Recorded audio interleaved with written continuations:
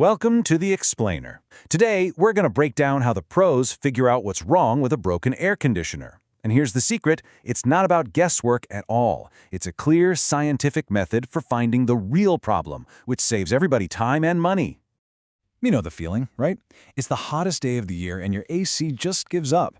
Your first thought might be to just start guessing what's wrong. But the difference between a fast, simple fix and a really expensive mistake, well, it's all in the diagnostic approach. And that's exactly what we're diving into today. We're going to walk through the step-by-step method that a skilled technician uses to understand precisely what's going on inside a cooling system, often before they even pick up a single tool. So where does a pro actually start? This might surprise you, but it's not with hooking up a bunch of gauges. Nope.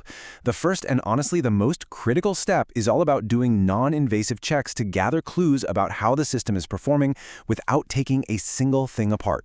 See, this whole initial check is about avoiding common mistakes. By building a complete picture of the problem first, a good technician makes sure they're applying the right fix the very first time. And that prevents those frustrating and expensive callbacks. Okay, you're going to want to listen up for this next part. Seriously, if you take only one thing away from this whole explainer, make it this. The single most important principle in all of HVAC diagnostics. It really just comes down to one simple idea. This right here. This is the absolute golden rule. Air before charging. But why? Well, because an air conditioner, at its heart, is just a machine that moves heat, and it uses air to do it. So if the system can't breathe properly, every single other measurement you take is going to be misleading. It'll send you chasing ghosts. And you'd be surprised how common airflow problems are. I mean, they can be caused by something as simple as a dirty filter that you forgot to change, or maybe a piece of furniture blocking a vent. But they can also be more hidden, like an evaporator coil that's just caked with grime deep inside the unit where you can't see it. And here's the crucial point. The whole refrigeration cycle is about moving heat, and air is the delivery truck. So if the system can't breathe, it can't pick up the heat from your house. And this makes the system act like it's low on refrigerant, which, by the way, is probably the #1 misdiagnosis out in the field. Okay, so we've confirmed the system can breathe. Now, and only now, can we start checking its vital signs. It's finally time to connect the gauges and read the system's internal health using two really key measurements. These measurements are called superheat and subcooling. Just think of them like blood pressure for your AC unit.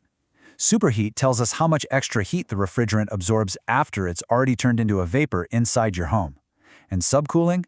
That tells us how much heat has been pulled out of the refrigerant after it's turned back into a liquid outside. And really, this simple analogy is the key to unlocking almost any diagnosis. It's this simple. High superheat means that the indoor coil is starved for refrigerant. Low superheat means it's flooded. On the flip side, high subcooling means the outdoor unit is full of liquid, and low subcooling means it's empty. Simple as that. So by combining these two vital signs, the state of the indoor coil and the outdoor coil, we can create this incredibly powerful diagnostic tool that pinpoints the 4 most common system problems. It's actually kind of amazing when you think about it. The entire story of what's going on inside that machine is told with just 2 numbers. By looking at whether superheat and subcooling are high or low, we can build a clear diagnostic matrix that pretty much eliminates all the guesswork. And this chart right here? This is the technician's roadmap. It is the core of refrigeration diagnostics. So let's break down each one of these 4 scenarios one by one.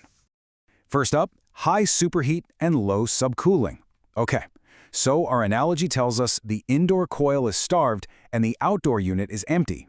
Well, if both sides are showing a lack of refrigerant, the diagnosis is pretty simple. The system is undercharged, and that's almost always because of a leak somewhere.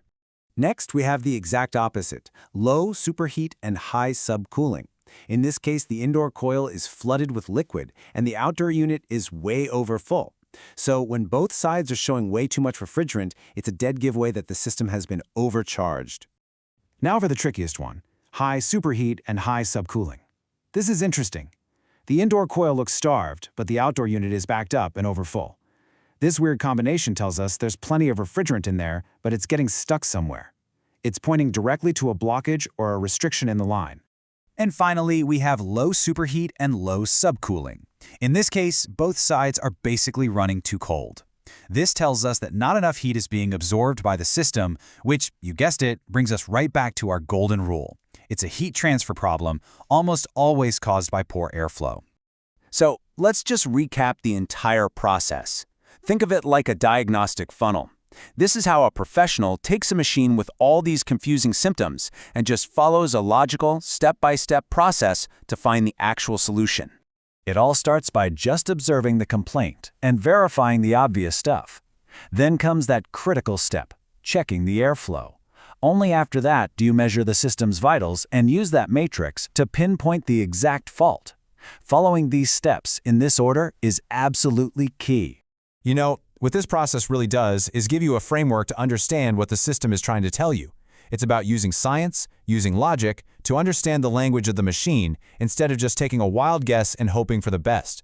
And I think that's the ultimate takeaway here. When you understand these core principles, airflow, superheat, and subcooling, you get the ability to stop just blindly replacing parts, and you can start truly diagnosing and solving the puzzle that's at the heart of the system.